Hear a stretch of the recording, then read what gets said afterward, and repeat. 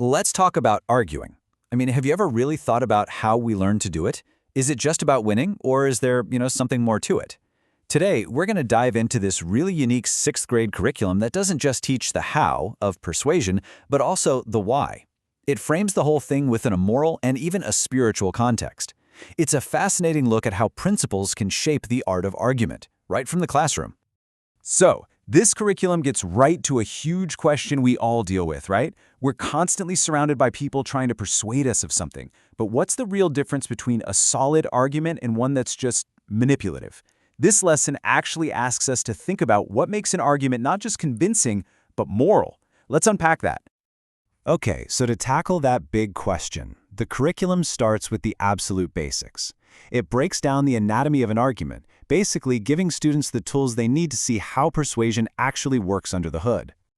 First up, you've got facts. Now, you can think of these as the solid ground of any good argument. A fact is something that can be proven, it can be verified, like a statistic or a historical date. It's the objective what is. Then we have opinions. And these are, well, they're more personal. An opinion is just what someone believes or feels. And yeah, it might be really well-informed, but it's not verifiable in the same way a fact is. It's the what I think part of the whole conversation. And the third tool is the emotional appeal. Okay, this is where things get really interesting. Instead of going after our logical brains, this tool goes straight for the heart.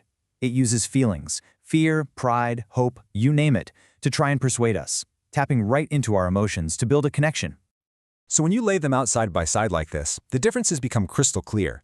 Facts point to evidence, right? You hear phrases like studies show. Opinions are usually signaled by I think.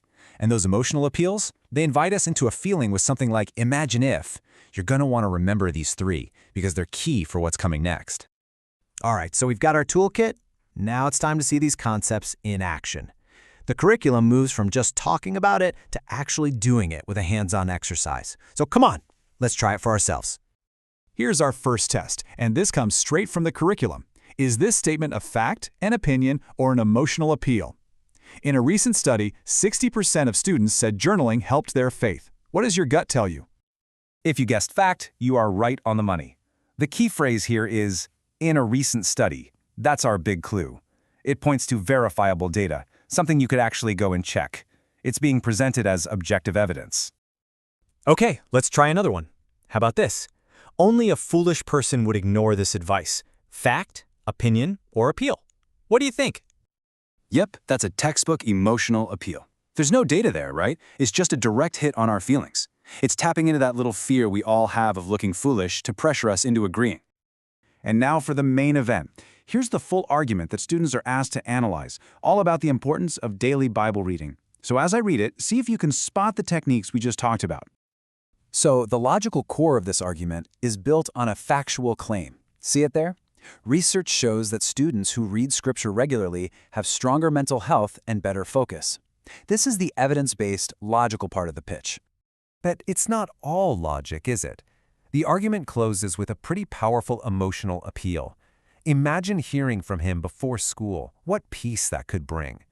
This is where it shifts from the head to the heart. It's inviting the reader to feel the potential benefits.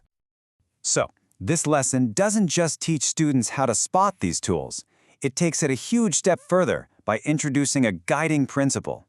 It's not just about being persuasive. It's about being principled in how you persuade. And boom, here it is.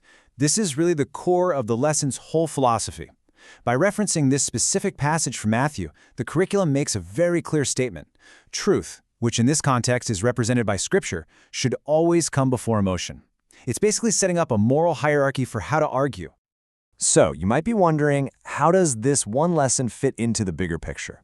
Well, it's all part of a much broader educational philosophy, and that's what we're going to look at now. I mean, it all leads to a pretty fundamental question, doesn't it? Why would you blend the art of rhetoric with a spiritual framework like this? Turns out, the curriculum is very upfront about its goals.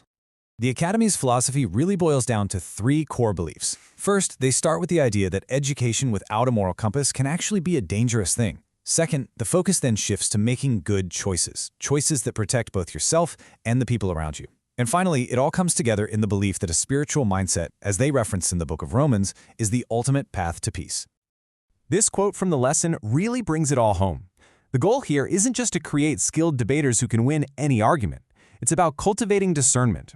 It's about teaching students to listen for a very specific kind of truth in the middle of all the noise out there. And that's where we're going to leave it. This curriculum offers a very specific answer to a very, very big question. It's a fascinating case study for sure. And it leaves us with one final thought to chew on. How should our own moral frameworks, whatever they may be, shape the way we learn, the way we think, and the way we argue? It's a question worth considering.